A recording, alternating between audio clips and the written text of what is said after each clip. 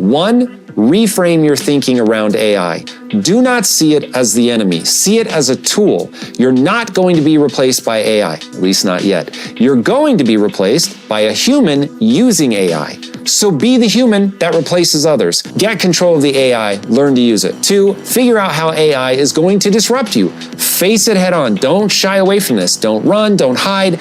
Identify your vulnerabilities and aggressively shore them up with additional skill set. 3, identify all the AI tools that are relevant to you and master them. Learn absolutely everything you can. Remember, this is the very beginning of a very aggressive revolution that's going to change everything. Moving quickly gives you advantages. Need motivation? Watch a top 10 with Believe Nation.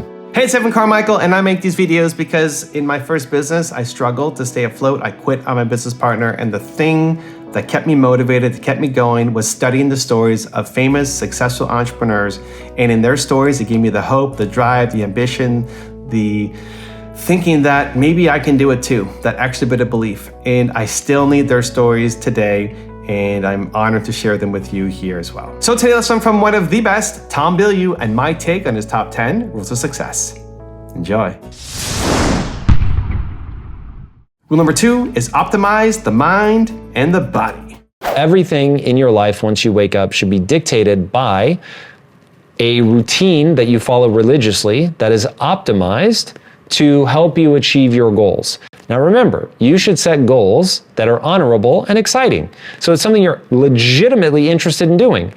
Again, don't let other people set goals for you based on what you should want. Don't chase money. Don't chase goals that are good for the planet unless you're excited about it. Now, if you are, that's amazing. But if you're not, don't get tricked into doing things just because other people think you ought to. This is where you really want to jump out of bed. You want a spring in your step. You want to be moving towards something and not just away from something. What is it that you're trying to make come true in your life that you're really amped up about? Go do that thing. So we're not going to lay in bed. We're not going to play on our phones. We're not going to take something in before we start creating outward. We're going to figure out what the important things are in our lives. So don't check email. Don't go on social media. Go straight to the gym. You want to be doing things that are going to optimize your body and mind. No one is more bored by me than having to deal with the body. I wish that I could just exist in the realm of the mind. But the reality is that your mind and your body are completely interconnected. They are organs in the same ecosystem. And if you don't take care of your body, you will tear apart your mind. So be very, very thoughtful. If you're suffering from depression or anxiety and you're not working out like a fiend, that is step number 1. Rule number 3 is don't be a people pleaser. I really want people to understand that there's a reason that this ends up becoming a result that you can achieve. And if I could get people to understand that as you change your mindset, it isn't a woo-woo thing. Right. It's like, this is really gonna, you will, to use your example, you will end up spending your time on things that are actually going to yield the results that you want. And so you talk about this in the book. It's like, you need to have clarity. You need to know what you're going for. Now, if you know what you're going for and you're making decisions that don't move you towards that, then the question becomes why? And so if you're trying to people please, now you have a bifurcated path of goals. And this was the biggest breakthrough in my life. There are a few things in my life where it's like, this is a demarcation point, and my life looks fundamentally different after this moment than before. And it was when I realized I was worshiping 2 different masters. What were those masters? So one was what I really believed was my driving goal, which is to be successful. And then the unknown goal that I had, but was actually driving a significant amount of my behavior, was I wanted other people to think I was smart. And so I'm arguing with the guys that end up becoming my partners, but at the time they're just my employers. And I'm like, I need to have them agree that my idea is the right idea so that they'll realize that I'm smart. And so why did you need that though? Why did I need them to think I'm smart? Yeah. Oh, insecurity. Right. So I was unfortunately doing what so many of us do, and I was outsourcing my esteem to other people. Now it's very nested, and I'll try to make sure that we come back up to the core idea, but we are both the shout and the echo. And one of the reasons that I have a hard time speaking in bumper stickers is that there really is nuance. So you can tell people don't worry about what other people think, but it won't work. Because we're a social creature and you are both the things you do and how you feel about yourself, but what you do and how it echoes in the world will influence you. Just, it is the way the human mind is wired. So there are all these real consequences to the things you do. So going back to I'm fighting myself, not even realizing I'm fighting myself. I have a known goal, be successful, an unknown goal, make sure other people think you're smart. And so I'm in this moment where I'm arguing for this idea subconsciously because it's gonna make me feel good if I can win, because I'll think, well, if I convince them, then they'll realize that I'm really smart. And so anyway, but inside my mind, I've got this voice screaming, this is the wrong idea. And this will move you backwards. Your idea. Yeah. Oh, 100%. So in the But you're moment, fighting the other thing. Yes. And so when they finally acquiesce and are like, okay, we'll do it that way and see what happens, they leave the room and I'm like, what have I done? Like, do I want to be successful or not? And so then I finally, okay, pull these both into my conscious mind, figure out what I was really doing, realize that I had these two competing goals. And so to your point, heal the thinking first, because if you have a wound or whatever that's making you think less of yourself or think that you need other people to think that you're smart, that's it. It has an impact in your ability to achieve your goals. Rule number 4 is get quality sleep. Eating late is one of the biggest offenders. People end up eating a heavy meal, oftentimes an hour or two before they go to bed. I think that that is a huge mistake. A big part of what's going to allow you to sleep in a relaxed state is to not be digesting food. So you want the food to be able to work its way, not just through your stomach, but through your digestive tract, because when you go to sleep, all of that shuts down. And what ends up happening is if you've eaten this large meal and that's sitting in your stomach or your gut when you go to bed, then your body is going to stop working on it, and that can actually irritate people, which is why oftentimes people will get stomach aches if they go to bed too close to when they ate. It isn't that the food is in and of itself problematic, though I'm sure we'll get to the next one. Many people are actually making mistakes there as well. The most common mistake is just eating too close to bedtime. So you want to give yourself a lot of hours before you end up going to bed. I'll get specific as I walk you through how to fix these, but just eating too late, that's a huge mistake that people make. So you don't want to do that. You want to give your body plenty of time to be finished with that, so it isn't a distraction while you sleep. It isn't something that ends up upsetting your stomach. And that pain, which certainly I have experienced in my own life, ends up keeping you awake or just disrupting the stages of your sleep, which is what happens to a lot of people who don't even realize, because their whole life they've eaten so close to bedtime, they don't even realize that it's diminishing their ability to get quality deep sleep. Another thing that people do is just their diet itself is problematic. And the most obvious symptom that people get from eating a poor diet is they have acid reflux. Now, acid reflux, because it's literally acid building up in your esophagus, you can feel it gurgling up from your stomach. It is so horrible. It is one of the worst feelings. And trying to sleep like that, no way are you going to get quality sleep. This is where people start popping Tums, which that kind of thing is just suppressing the symptom. It's not getting to the root cause. It's going to be devastating to your sleep. A lot of times people will try to sleep sitting up. It's really a disaster. So you want to be very thoughtful about the kind of things that you eat. And there's a lot of literature out there about how what you eat does have an impact on how you sleep. Carbohydrates, for instance, in your last meal can have an impact on sleep and deep sleep. And so being very thoughtful to do self-experimentation. There's never going to be a one-size-fits-all, but making sure that you do self-experimentation to know what kind of diet you can eat to feel perfect when you go to bed. There is nothing that says that you shouldn't feel perfect when you go to bed. If you don't feel perfect, it's either a timing or a diet issue, and you're going to want to figure out what it is that's causing that unease when you lay down to go to sleep.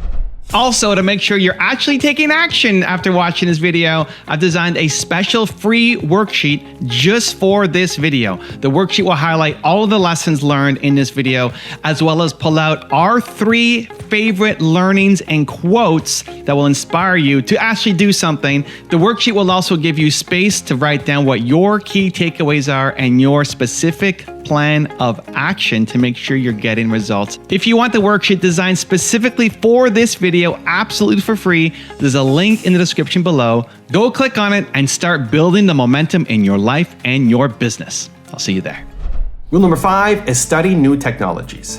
AI isn't going to be a little smarter than Einstein, it's going to be a lot smarter. Not 5 times smarter, or 10 times smarter, or even 10,000 times smarter. We're talking millions of times smarter. And in case you think I'm exaggerating, futurist Ian Pearson told the World Government Summit that AI could become billions of times smarter than humans. How? Because AI isn't limited by the messy, chemical-laden realities of being a meat bag like we humans are. We have to wait roughly 20 years for the next generation to be born, grow to sexual maturity, and have more kids. AI, on the other hand, is a non-biological system that is only limited by the laws of physics. AI will be able to think at the speed of light and will only be limited by the ever-increasing rate at which it can learn to configure electrons in novel ways. The evolution of AI won't play out over millennia. It will play out first over decades, then over years, then over months, and finally over minutes or even seconds until we reach the technological singularity where AI will be capable of making 20,000 years of human progress overnight. And if you want a mile marker for where we're at in the march to the singularity, I'd say we're at the month stage at this point. How much longer it's going to take to reach the actual singularity where the rate of change is so fast we can no longer predict the future is anybody's guess. But futurist Ray Kurzweil predicts it will happen by 2045. Now, why should you believe him? Because approximately 87% of the technological predictions he's made over the last 3 decades have come true. And in just 1 month, OpenAI's ChatGPT has gone from not existing to being used by 100 million users. AI works, and it's getting better every day. Rule number 6 is take cold showers. Take a cold shower. We're doing all of this to accomplish 2 goals. Toughen up, Buttercup, and cognitively optimize. So working out, as much as it's good for the brain, it's also to show you that you can do hard things, because in your life, you need to be doing hard things. The other hard thing that you're going to do that's also good for your brain and good for a whole host of other things, including anti-inflammatory, getting all the effects of longevity that come from cold exposure, you're going to get in the cold shower. Now, the amount of time you need to stay in the cold shower is going to depend on the time of year and where you live. Because let me tell you, Minnesota in February is very different than LA in August. The cold temperature in LA in August, not that cold.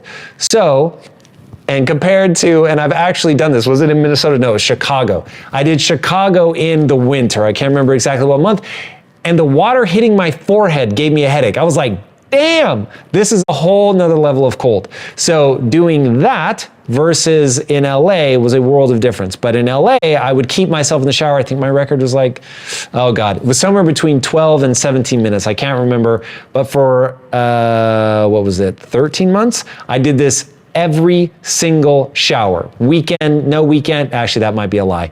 Every shower Monday through Friday, that's correct. I think on the weekends I allowed myself a warm shower. Don't hold me to that, I can't remember. But for 13 months, I took so many cold showers, it was horrifying. In fact, I stopped. I promised myself I'd do it for 30 days. I did it for 13 months. I began to resent my shower. But it is extremely powerful for doing things that are difficult. So we're gonna do the cold challenge. Expose yourself for the cold as long as you can possibly bear. Extend that period of time. You should be shivering before you get out of the shower, like uncontrollably shivering. That is a good way of knowing if you've been in long enough. Rule number 7 is practice positive thinking. I think that getting your thoughts in the right place is hugely important. And if I were diagnosed with cancer, let me tell you, I would be... Go do or don't do? You would do chemo. I would do all of it. Everything, 100%. Yes. So would I. So would I. And it's not about not using modern medicine. It's about being wise and smart and doing what you need to do. Again, I try to find every tool possible to heal myself or to overcome pain. I would use every tool imaginable. I would eat perfectly. I would think the right way. I would do the modern medicine. I would do all of it. I have a feeling, and this is a guess, and I fully recognize there are things I just don't understand, but I have a guess that Your thoughts really matter. They have a huge impact on your biology. But at the end of the day, this is just a cellular game, and that your thoughts are affecting your biology. 100%. And thusly, one needs to be thoughtful about that. Yes. My take. Do you think you whatever can it's make worth, yourself sick with your thoughts? that is clear. So do you think you could heal yourself with your thoughts if you can make No, yourself but I sick? think you can undo the things you can think your way into. You can probably stop creating. You almost certainly can stop creating more problems through the thoughts. But the reality is, you could have reversed the sickness. you probably could reverse some of it. But the reality of the way like take a cancer cell, for instance. So in fact, maybe an even easier one. If you think about the microbiome is very treatable through diet and things like that until you start getting biofilms. And the microbiome can actually protect itself by creating like this slime that will stop things from being able to penetrate it. So there really is a sort of point of no return where it's like, hey, maybe like your stress, because levels of stress are going, as far as I know, the literature backs up that stress levels will impact cancer. And so that is you getting into a state that's creating a problem with your biology. But the biology then can get, and I'm guessing here, I don't know the data well enough, but my gut instinct is that given what I know about how mechanisms can become runaway mechanisms, that hard to reverse. Yeah, that there comes a point where you're just not going to think your way out of it. I agree with that. So, after a certain point, for sure, that might be too hard to. The body might have gone too far, and it might be harder to get back. And that even if you are sort of thinking your way to a root of it that's still solvable, that you're doing it through biology. And so, yes, if one was, it's a bit like. If you said, hey, you have to put on 35 pounds of muscle because you're going to start filming a movie in 6 weeks. It's not going to happen. I would like steroids, please. Yeah, it's not going to happen. So even though I can really work out, and no matter what, if I take the drugs or not, I'm going to have to work my ass off. But the odds of me getting there without the intervention are 100%. basically zero. We're in a because this is three-dimensional world. Biology game, yeah. We're in a three-dimensional world, but I feel like our thoughts can influence this world in a big way. That you and I can agree on violently. Rule number 8 is stop setting an alarm. I haven't set an alarm in now, geez, how many years has it been? Like 15 years, 16 years, something like that, maybe 17 years at this point. So it has been a very long time since I set an alarm. And I do that for the 2 reasons that I mentioned before. I do not want the stress of the alarm, that I know it's going to be going off at some point. And then I also want to make sure that I let my body get as much sleep as it needs. So many people live in a chronically sleep deprived state. So make sure that you're really careful about that. And then, like I said before, I work out really hard so that I fall asleep really fast. And then while I don't do anything to diminish the electrical outputs of devices, like I sleep with my phone next to me, obviously I'm listening to a book, so of course I am. I don't turn my Wi-Fi off at night or anything like that. I have not noticed that that's had a big impact, but I will say that there are things out there that indicate that that may be an issue. Rule number 9 is evolve. We need to co-evolve with AI. Remember, AI is a tool. Instead of stepping back and just saying, well, whatever happens, happens. Let's use AI to keep up with AI. It's obvious to me that the path forward is completely unpredictable in the specifics. But directionally, I think it's safe to say that we're not going to outperform AI by ourselves. We're going to need the help of AI itself. To paraphrase Sam Altman, the founder of OpenAI, I have no idea how OpenAI is going to become a big business. I'm going to build a superintelligence and then ask it how to do it. Now, he said it tongue in cheek, but it's actually pretty true. Now, putting my doe-eyed, optimistic hat on for a second, there's another critical thing to focus on. In the near future, AI is going to make your life much, much better. It's going to extend your capabilities in ways that will make you feel like a superhero. It's already happening. AI is being used to help doctors, researchers, drivers, pilots, writers, artists, therapists, musicians, soldiers, entrepreneurs, investors, and many, many more. I don't think people fully understand how integrated narrow AI already is. Doctors are going to be able to detect and treat cancer earlier and less invasively. Drugs will be tested virtually, massively speeding up effectiveness and time to market. Energy costs are going to plummet, and that will create a Cambrian explosion in life-saving and life-improving technologies, not the least of which will be the proliferation of access to clean water. I assume you already know about self-driving cars, flying cars, reduced deaths from dangerous jobs, and better emergency response options. It really will be an endless cavalcade of miracles. And that's why this fight is worth fighting. It's worth facing things head on and doing this well. It is going to be amazing and terrifying. But whether it turns into a utopia or a demon summoning circle is going to be up to us, even though we will lose control of our child far too soon, as every parent knows. If we give AI a good foundation, if we're thoughtful about it and don't give in to fatalism, I think we can have just enough influence to make this turning point in history the moment when the rate of progress tilts even stronger towards the good. Just as a long arc of history bends towards justice, I believe the long arc of progress bends towards the good, especially if the bending is intentional. And rule number 10, the last one before some very special bonus clips, is stop making excuses. We all have 24 hours in our day. We have 365 days a year, plus leap year when it comes around. And most people just aren't making the most of it. Most people don't have rules in place. Most people don't know what they're trying to accomplish. Most people don't drag their ass out of bed and get to work. But if what you love to do is the thing that you do when you get up, it really is pretty extraordinary. Here's the thing that we're all up against. You've got all this potential. You can turn it into skill set, but the thing that's required is time and energy. So you need to get sleep to have the energy, and you need to get out of bed to get the time. Now, there's something about getting up when it's dark, when the world just feels slow, people aren't texting you, they're not emailing you. It's just you and the things you're trying to accomplish.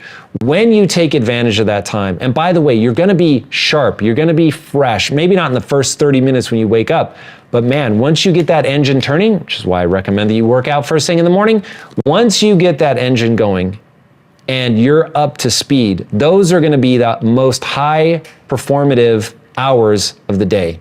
And so you wanna make sure that you're taking advantage of that time so that you can really get things moving. So get up, get going, take advantage of that, set goals, know what skills you have to acquire, use that additional time that you get from getting up and getting right to it to stack those skills and accomplish the things that you want. And once you understand that stacking skills is how you do something great, but stacking skills takes time, then you'll start putting the right rules in place in your life to make sure that you do the things that you need to do to be energized, get out of bed, and get after it. So stop making excuses, structure your life in a way that is set up to give you the space that you need to get this all done. Don't make excuses, just get after it. If you want to make the most out of your time, you really have to be very thoughtful about the things you do the first couple of hours after waking up. I have a very strict routine that I've been adhering to in one form or another. It does vary slightly depending on what I'm doing in my life, but I have a very narrow range of things that I do immediately after waking up. I was diagnosed with I was diagnosed with hyperactivity disorder when I was a kid. That would almost certainly translate today into a diagnosis of ADHD. So I really struggle to stay on task. So this is something I've had to put a lot of rules around in my life. So because I distrust myself, when I have the impulse to do something, I ask myself, is this actually gonna move me towards my goal, yes or no? If it moves me towards my goal, then I'm gonna do it. But I also know that I'm prone to lie to myself. So would looking at TikTok right now move me towards my goal? Of course it would. I need to master the algorithm. 100% I should look. Okay, wait, you're prone to lie to yourself. So did you make a list of the important things that you should be doing? Yes. Do you have a calendar that tells you what you should be doing right now? Yes. So like in my calendar, I have a time that says important things. It's a free form thing. So it's the moment where I'm most likely to get myself in trouble because I'm not doing the things that I should be. So I keep a list of important things that are listed in order of what I need to execute against. So I'm goal obsessed, and to get goal obsessed, I built desire. To build desire, you do the following. You need to say internally this is my goal, and I'm obsessed. Now, hopefully that hits everyone listening to this is stupid. So basic, bitch, that it cannot be true, but it really is true. You become what you repeat. So I tell myself, this is my goal and I'm obsessed. Then I tell other people, this is my goal, I'm obsessed. I'm building the next Disney. You've heard me say that a couple times. So, and I'm obsessed with Disney. Okay, that's the first part. But that's not gonna get you very far. But if I do this, yo, I'm gonna build the next Disney. And let me tell you why. I'm gonna build the next Disney because I used to Big Brother for this little kid and I watched his zip code eat him. Did you guys know, for real, this is actually true. Right now, in the entire Western world, your zip code is the #1 predictor of your future success. Now, what I'm doing is embodying the way that I want to feel. At the beginning, people need to understand, in the beginning, it felt fake to me because I was walking myself through the process of building desire. I was saying it internally, I was saying it externally, and I was embodying the thing I wanted to feel when I said it. The way that the brain works, it will justify whatever you do. It's one of the worst things about the brain. It's amazing because of the psychological immune system, but the psychological immune system's job is to keep you from committing suicide. It is not to help you get ahead in life, unfortunately. So your psychological immune system is going to come up with a justification for why you do whatever you do. You can actually, there's a study done on this with patients that have an inability to turn short-term memory into long-term memory. So you can re-meet them every 3 minutes and they will not remember meeting you. So a doctor will walk in, they will put a pin in his hand, he shakes your hand, it pokes you, it hurts, you come back 3 minutes later, you don't remember meeting the doctor. He extends his hand to shake your hand and the person with the selective or the memory damage won't shake his hand. So you ask, why won't you shake my hand? Oh, I don't like to shake the hand of people in white lab coats. Oh, I don't shake the hands of doctors. Oh, my shoulder's hurting today, I just don't feel like shaking hands. They're all lies. But the person doesn't realize that they're lying. Now, once you understand, it's easy. You want to be with that person and just be like, oh, well, they have brain damage. Of course they do that. No. We all do that. So once you understand, you have all these weird things happening in your brain. And one of them is that it's going to make up an excuse, a justification for whatever you do, you can now leverage that. So as I tell people, yo, I'm really hyped about this thing and it's because of your zip code. And like, I really think that I can help people get an empowering mindset through story at scale. They're going to escape their zip code. It's going to be amazing. It makes me feel the way that I want to feel. I'm going to be able to contribute. This is amazing. Now, all of a sudden, 6 months into that repetition cycle, I actually started feeling it. And it wasn't fake anymore. And I actually felt that like high level of energy every time I would go to explain it to people. What is the first step to getting started in business? Once you have an idea, what next? And how do you avoid being stuck in analysis paralysis? Okay, so first, the first step in starting a business is always and forever, what is the problem that you're trying to solve? Product, market, fit is everything. You don't want to sell something that people don't think they want. You want to be in a position not of changing behavior, but of leveraging it. What are people already doing? What is a need that they already know that they have? Then the game just becomes awareness. You're just needing to make them aware that your product exists, and you're in the business of getting people to try it. And if there is a known problem and your solution is actually awesome, and the holy grail of holy grails, that there is some part of that value chain that you can give away for free so that people can try it and see for themselves that, oh my God, this is actually better than everything else. And that's the hard part. People want to think that there's a business trick that they can learn and that they're going to be able to build this massive success. The reality is, every successful business was better at something that mattered than everybody else. You need to get very comfortable with that. That's why I am so glad that there was no social media when I began. There was no way for me to get in front of a camera and try to build hype or persona. I had to build a product and nobody cared who I was. Nobody even knew who I was in the beginning. So I had to focus on what is the problem I'm here to solve? How do I solve it better than anybody else? Let me get this product in people's hands, get them to try it. And then knowing that trying my product was the best marketing ever because we made sure that the product itself was awesome. Now, when you do that, now you've really got something. And if you don't have that, then don't start a business because it is going to be way too difficult. You don't want to end up chasing your tail. You don't want to end up trying to create a market or get people to behave in a new way, which will finally make your product make sense. You want to hone in on an area that is underserved, a need is not being met with a customer that you completely understand, with a product that is better than everybody else. That's the goal.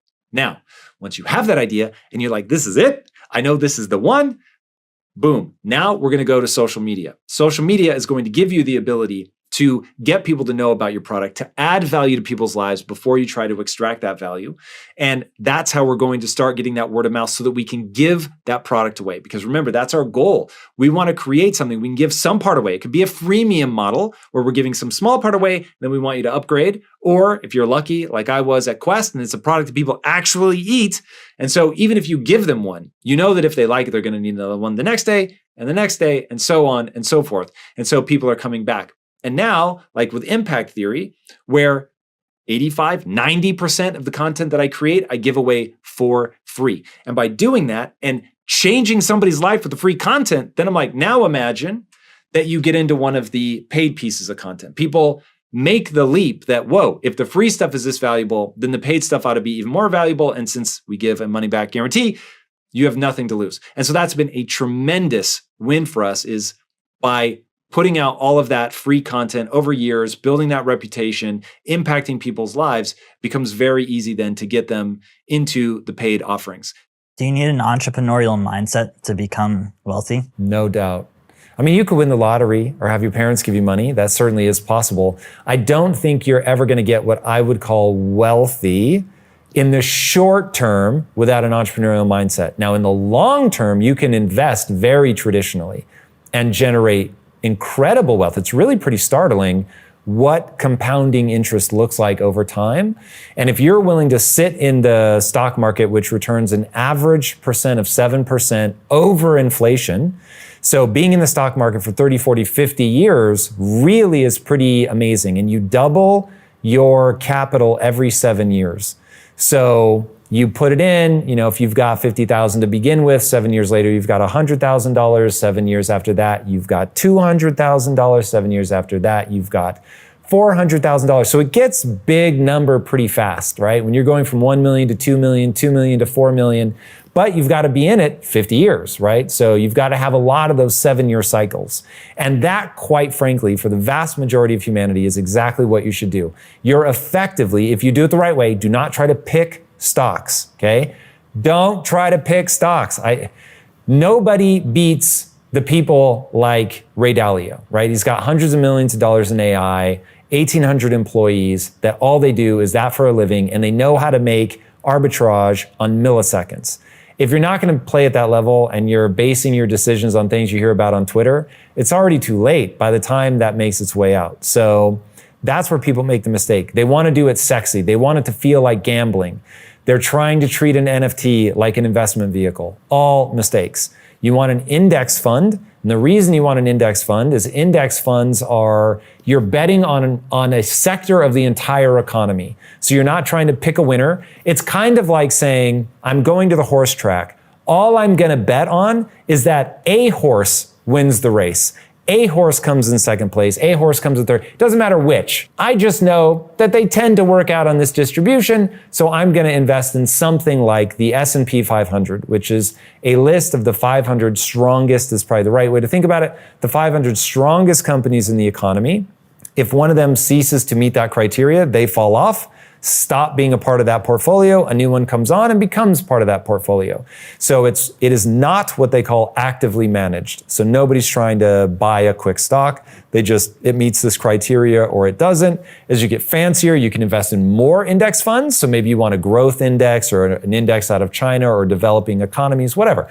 And you can start to broaden out like that, but still index, still passive, still long-term hold. It's the only reliable way historically to buy low and sell high, which sounds stupid, but is the hardest thing to do in investing. Most people think that life is about avoiding the pain. I'm here to tell you right now, in a very controlled fashion, it is about really experiencing the pain, learning from it. So Ray Dalio, the most successful hedge fund manager of all time, has a perfect math equation. Pain plus reflection equals progress. If you don't feel the pain, you never reflect on it. So my thing is, I spend 80% of my time focused on the beautiful things in my life, the things I'm grateful for, the beautiful things that I want to bring into existence, all of it. 20% of the time though, I'm in the darkness, man. I'm in that Tim Grover, relentless, I'm going to make this happen. If I have to break myself, and I'm not afraid to lean into that because I know how powerful it is. Now, if you really want to put numbers how powerful this is, they did a study and they wanted to find out what happens, how can we get people to endure more pain? And the punchline is hilarious. So they would take people and they would submerge their arm in a bucket of ice and they would just hold it there as long as you can. Now, at first it's just cold, but after a while it really starts to hurt. And so people would end up yanking their arms out. They found that people could hold their arm in the bucket 35% longer if you let them display anger. So put it in, they get to that point where they're about to pull it out and you tell them, yell, cuss, do whatever you need to, and they'd be able to do it. The expression of intensity, even what I'm doing right now, I can feel myself ready, right? I'm ready to strike, my muscles are tense, I've got a different posture, I bring my chin down, there's intensity in my eyes. Like, dude, I'm now feeling that because I'm embodying it, right? So it makes me really feel that. And so I actually started to tell the story earlier. I hate the gym. But what I would do to make myself work out is my wife would be on the opposite side of the gym and I would stare at her and I would imagine her being attacked. And I would imagine her being attacked by people bigger than me and that the only way that I could fight them off was to get stronger. There was nothing beautiful in it. I was not worried about aesthetics. I was worried about saving my wife. And by stepping into that dark place, and because people are like, what are you doing? But dude, I needed that motivation to push past what I want, to push past pain, boredom, all of it, and just to really get into it and get a result. But I find that people shy away from that. Look, to me, it's an 80-20 split. If you're spending more than 20% of your time there, it will be corrosive. It will start to erode your sense of self because you're gonna feel badly, right? Because I would be saying to myself, you're weak, come on, like you've gotta get stronger. If you spend 80% of your time doing that, that sucks. I don't wanna live like that. But not being able to dip into both, you'll just never hit the level of extraordinary. You may be fine, you may even be good, but you're never gonna be great. The reason most people fail to achieve their goals is twofold. Number one, they don't have a sufficient level of clarity.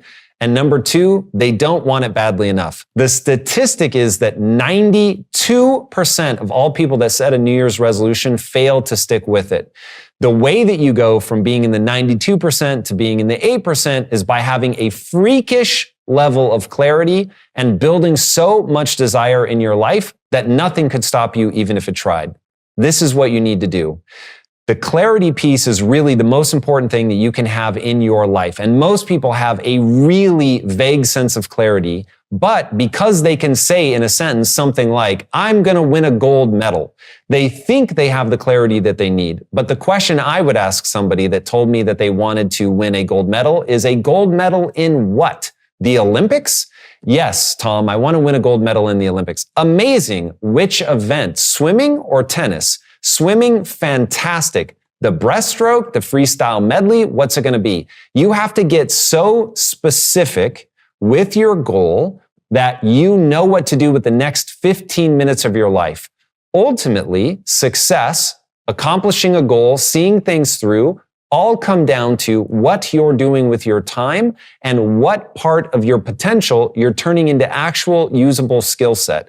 The only way to know how to spend your time transferring your potential into skill set is to have a truly granular level of clarity. You cannot stop at the high level, and you can't do what a lot of people do, which is they, as the Brits say, they waffle. So when they're describing their goal, they either say something like, I want to win a gold medal, which we just covered as hopelessly vague, or they say something that's even worse, which is, I really want to do something great with my life. I know that I'm capable. I was really athletic when I was a kid, and I know that if I applied myself, I could probably really, recapture what I was doing.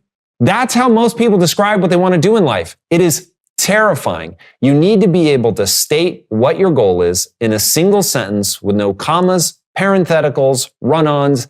It needs to be a very simple and direct goal. Something like, I'm going to win a gold medal in the Summer Olympics freestyle medley swimming event by 2028, whatever. Once you have a goal that is that specific, that contains the what you're going to do, the by when, and the how much, then you know that you actually have a real goal and not a hope, not a vague idea, but you have something very concrete and specific that you can execute against. Now remember, the goal is to translate that into what you're going to do with the next 15 minutes of your life always and forever, on and on and on. When you have something so specific that you know how to break it down into those incremental steps, you can really begin to make progress. If you've ever heard the idea of the 10,000 hour principle, it's talking about how we go about actually achieving mastery in something. And the punchline is that you spend 10,000 hours applying yourself in a disciplined fashion towards your goal. The disciplined fashion is born out of the clarity. It's born out of the clarity of knowing precisely what you're trying to achieve and by when, and knowing how to take advantage of, I've tried something, it didn't quite work, I need to get a little bit better, or this part of my game is weak, I need to focus on getting better at that thing. But again, all of that is born from clarity and being able to break down that clarity into action items, which is absolutely critical because action items are how we're going to turn our potential into skill set. And that is the critical chain that you have to walk. How do you go from tech to Quest Nutrition? Dude, everybody thought we were crazy because we were going at the time where it was like, that's how you make your money. This is like the height of, and this would have been 2009. So 2009, everybody in tech, it's like popping off. We've recovered from the dot-com bubble. Like this is where, Facebook is blowing up. There's just so much money. Everyone's like, you're going to get out of that into manufacturing? What are you doing? But we had said, it's got to be something that we're passionate about. It has to be something that I know I'll fight for at 2 a.m. on a Friday night, that I have a reason to be there other than money. And so I'd grown up in a morbidly obese family. So for me, and it was different for all three of us, but for me, it was about fighting for my mom and my sister. And I was like, I want to make food that they can choose based on taste, and it happens to be good for them. And so at 2 a.m. on a Friday, which I always use that because I was real, I remember one time literally being under a wrapping machine with bloody knuckles trying to repair it, because if we don't finish this batch, if the protein matrix gets cold, you lose it. And so every batch was worth $5,000 and we just couldn't afford it. And so I was like, we're staying here till this gets done. I could spend 20 minutes just describing that moment. It's crazy. But anyway, at that moment, when I asked myself, why am I doing this? That I would have a very profound and compelling answer. And so when I could think about my mom and my sister, I'm like, yo, you're going to do this. My sister ends up losing like 120 pounds. It was incredible. So it was awesome. And I had the emotional reason to keep fighting. How do you go and start, like, I see the why, like, here's why I'm going to do this, but how do you even start doing something like that and like coming up with that concept of this is what we're going to have, this is what we're going to offer? Like, is it a super concrete answer for you?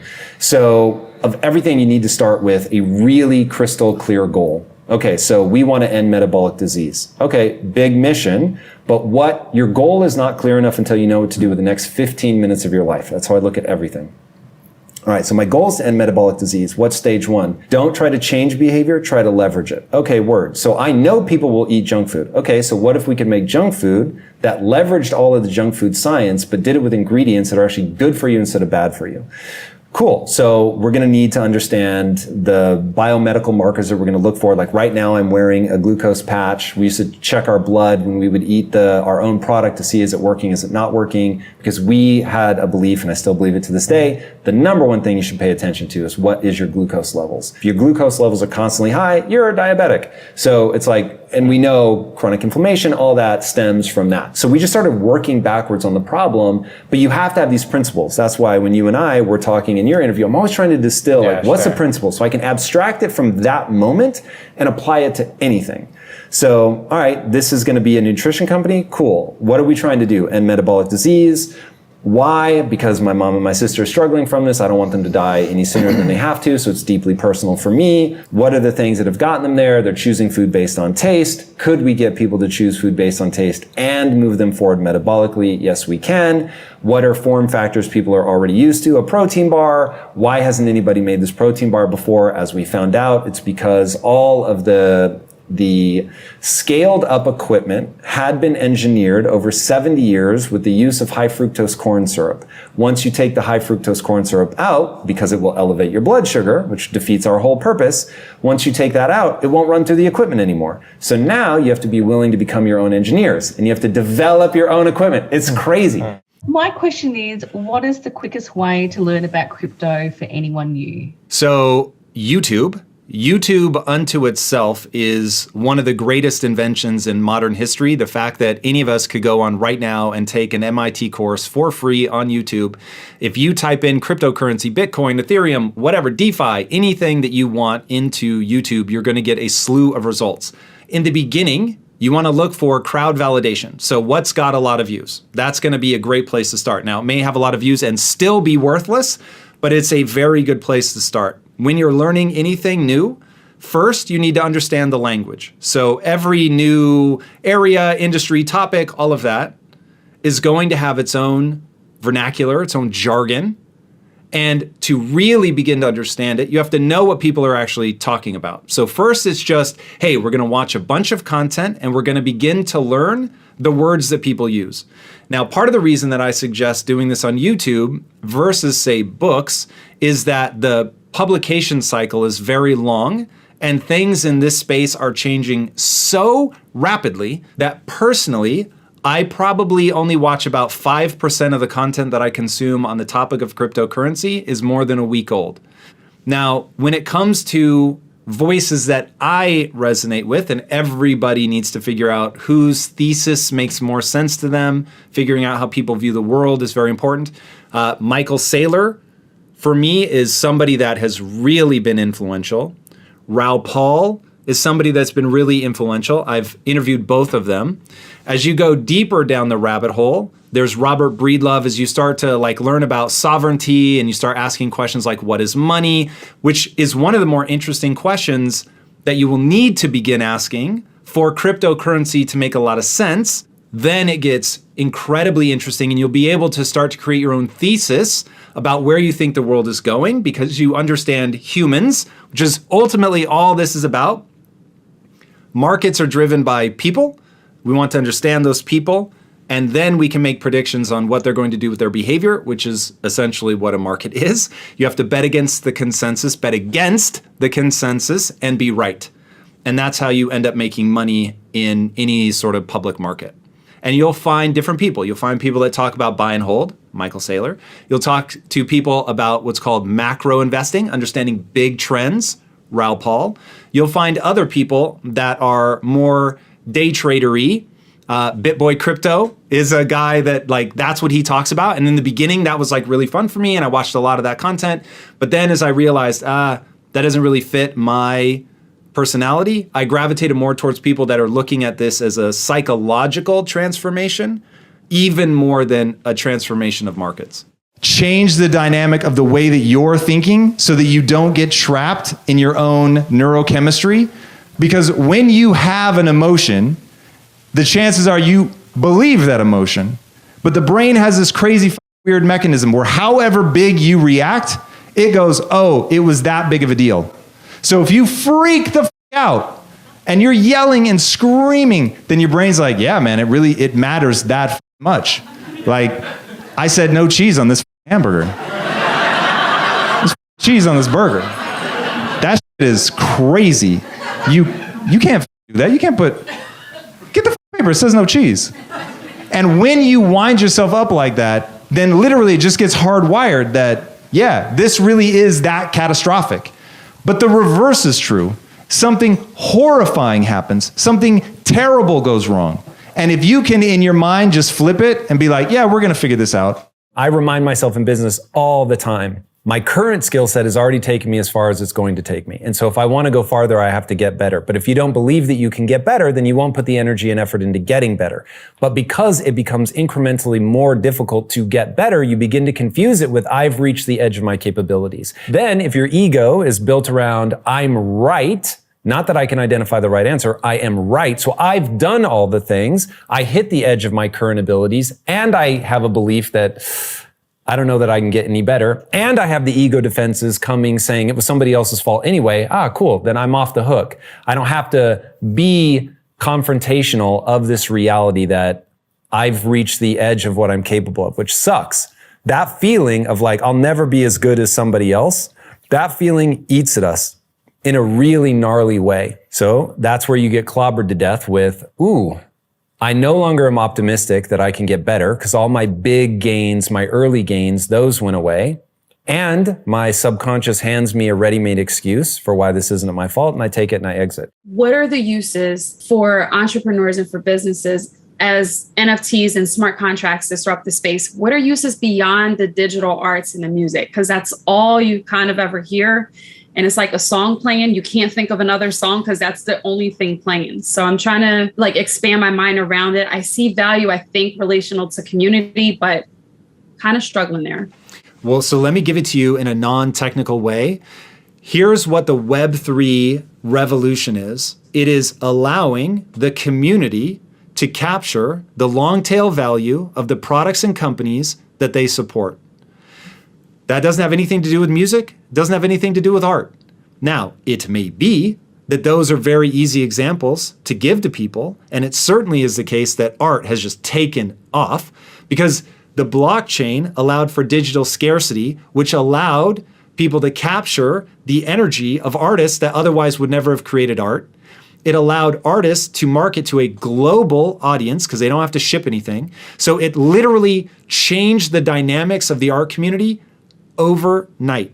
For impact theory, it took us from thinking in terms of creating plastic products that represented a character in one of our stories to representing that character digitally. So don't think of us as art, right? Think of us as we made virtual a physical item.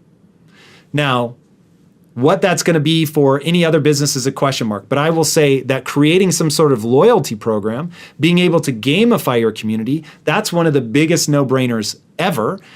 So in the future, I promise you that when you go to Starbucks, it's going to be something on the blockchain that you'll have. And by the way, you can rack up your cards and then sell them. If they do like Christmas, whatever holiday gifts that are only available to people that have racked up their card and other people really want that, but they don't want to have to build their card up, like there will become a secondary market for things like that, just like there are secondary markets for gift cards. So there will be all kinds of ways that people will come up with. This is why you have to think from first principles, understand what the technology is, what it allows you to do, and then you have to do the hard work of becoming an entrepreneur that understands your business and your community well enough to go, I see where these two things intersect. Please don't sleep on this moment. The reason the rich get richer is because the system is designed to reward people who hold assets. But the government makes it difficult for people to hold assets. So you actually have to qualify to be able to hold certain kinds of assets, which is crazy to me. And how do you qualify for it? By having $1 million.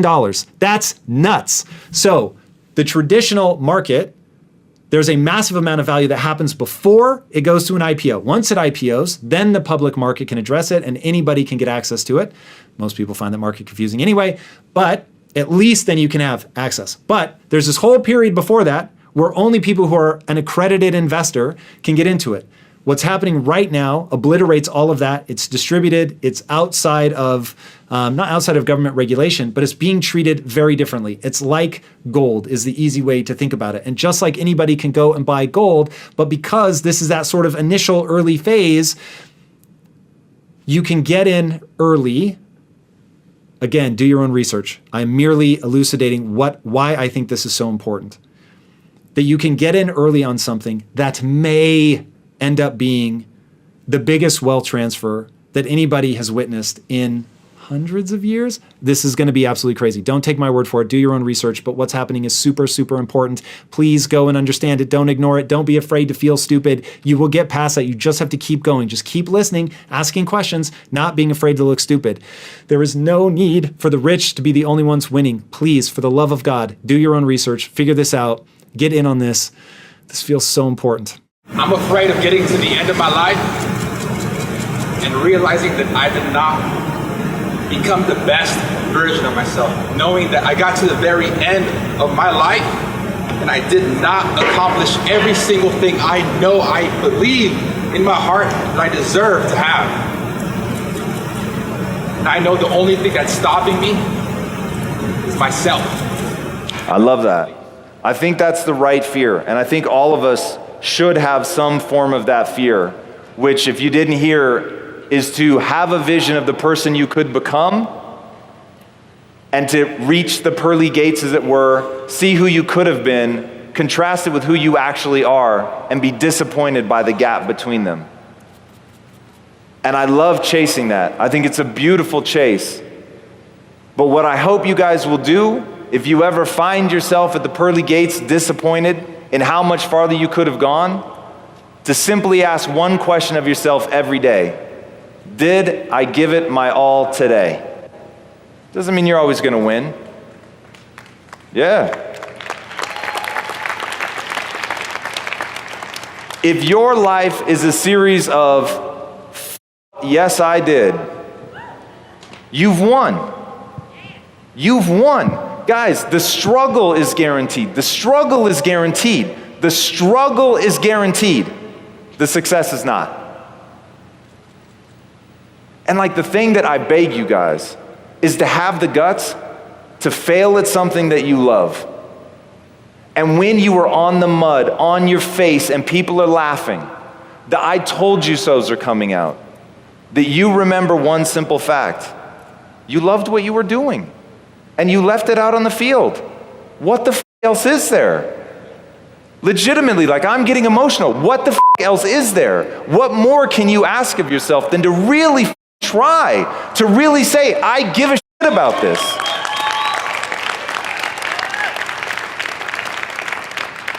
That's the life to live. That's the life. Like to say, I care about this. It matters. It gives me purpose. I'm going to fight for this. This is a group of people I want to serve.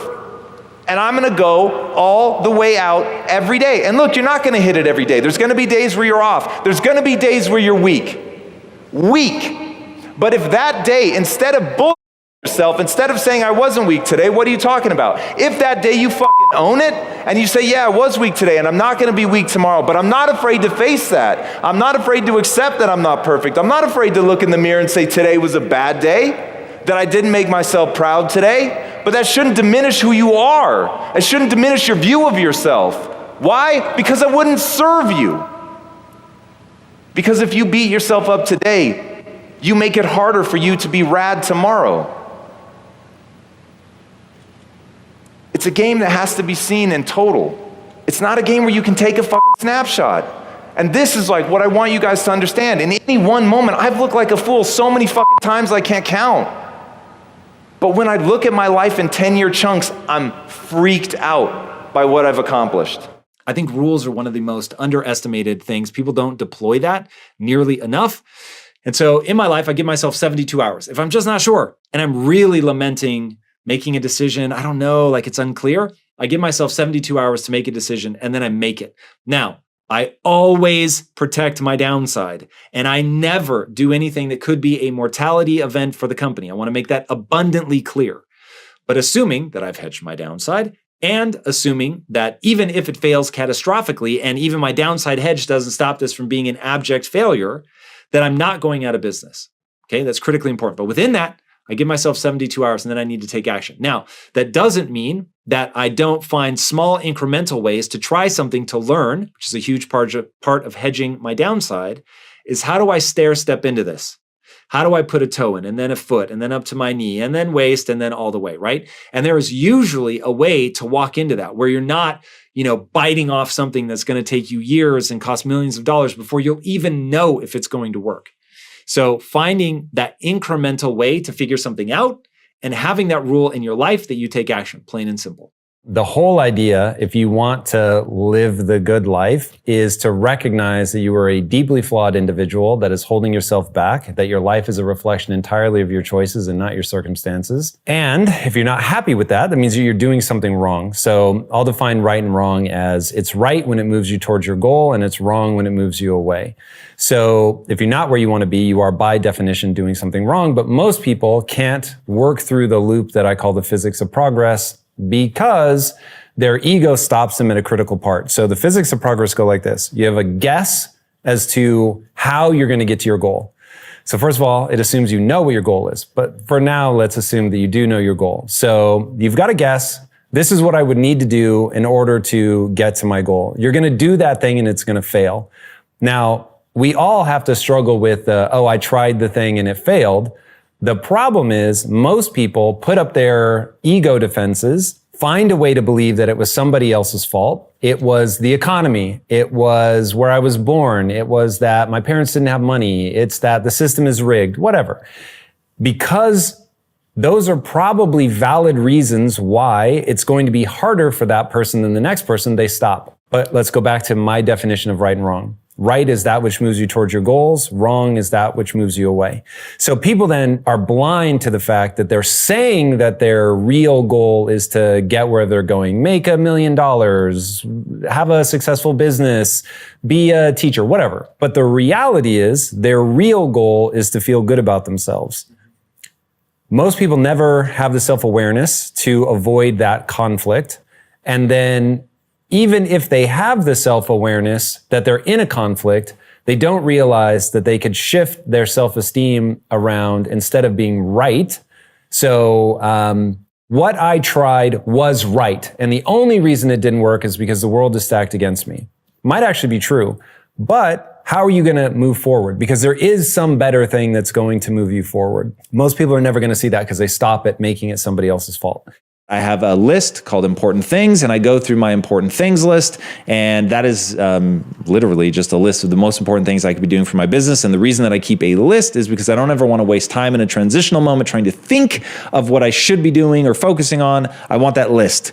Also, studies have shown that journaling before you go to bed, simply by listing the things you need to do, allows you to sleep. And so this may be one of the reasons that I have such an easy time falling asleep, is I know everything that I should be working on, everything that I've thought about is not only written down, it's in priority order. And so there isn't a cycle of my brain like remember, remember, remember, which I think is part of what keeps people awake.